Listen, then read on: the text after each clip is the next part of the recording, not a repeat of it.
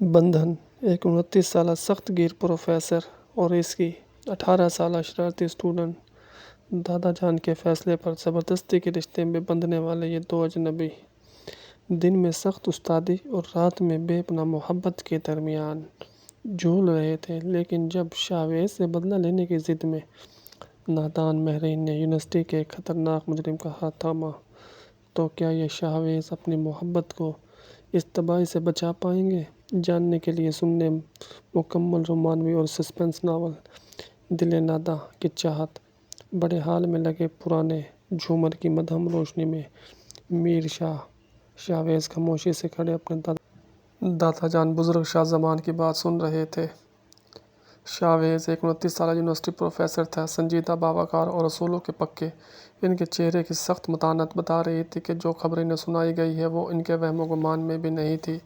دادا جان، آپ یہ کیا فرما رہے ہیں؟ شاویز کی آواز میں ایک ہلکا سا صدمہ تھا، لیکن انہوں نے اپنے دادا کے احترام میں لہجہ انتہائی دھیما رکھا۔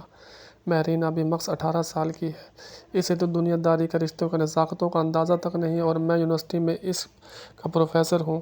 آپ کیسے سوچ سکتے ہیں کہ ہم دونوں ایک رشتے میں بندھ سکتے ہیں؟ شاہ زمان صاحب نے ہاتھ میں پکڑی نصیب کھینچی اور اپنے پوتے پر ایک گہری نظر ڈالی۔ شاویز، میں نے جو فیصلہ کیا ہے وہ پورے ہوش و حواس میں کیا ہے۔ بزرگ کی آواز میں حتمی فیصلہ تھا۔ مہرین میرے مرحوم بھائی کی آخری نشانی ہے۔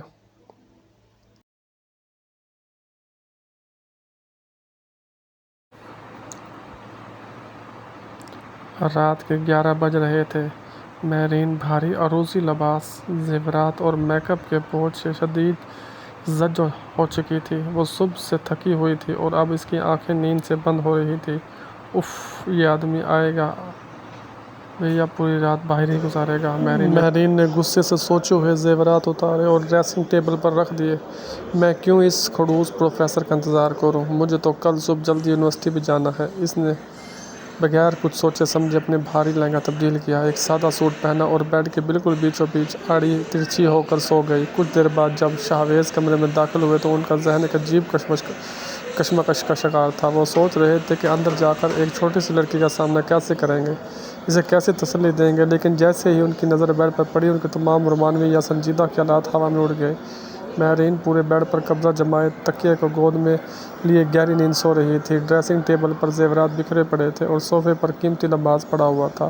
شاویز نے اپنے ماتھے پر ہاتھ مارا۔ یہ لڑکی واقعی سدھر نہیں سکتی، انہوں نے دل ہی میں سوچا۔ وہ اس کے قریب گئے اور ہلکا سا شانہ ہلایا۔ مہرین اٹھو، یہ کیا طریقہ ہے؟ مہرین نے نیند میں ڈوبی ہوئی آنکھیں بامشکل کھولی اور سامنے شاویز کو دیکھ کر بڑبڑائی، کیا ہے شاویز بھائی، سوئے ہوئے انسان کو تنگ کرنا اچھی بات نہیں ہوتی، مجھے سونے دیں، صبح آپ کی ہی کلاس ہے۔ شاویز بھائی، شاویز کا دماغ ایک لمحے کے لیے سن ہو گیا۔ میں تمہارا شوہر ہوں اور تم بیڈ کے بیچوں بیچ اس طرح سو رہی ہو؟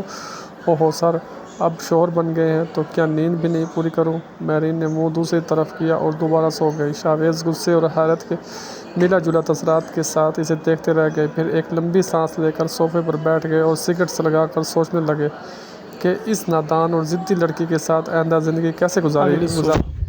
اگلی صبح یونیورسٹی کا ماحول معمول کے مطابق تھا۔ شاویز اپنی گاڑی میں یونیورسٹی پہنچے اور مہرین کو پہلے ہی سخت ہدایت دے چکے تھے کہ یونیورسٹی میں کسی کو بھی ان کے رشتے کی خبر نہیں ہونی چاہیے۔ کلاس میں شاویز حسب معمول لیکچر دے رہے تھے۔ مہرین جو